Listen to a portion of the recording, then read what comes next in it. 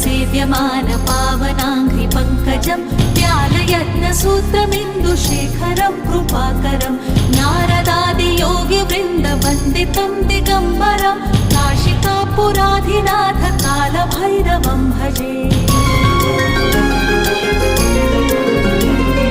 भानुकोटिभास्वरं भवाब्धितारकं परं नीलकण्ठमीप्सितार्थदायकं त्रिलोचनं कालमालमम्बुजाक्षमक्षशूलमक्षरं काशिकापुराधिनाथ कालभैरवं भजे।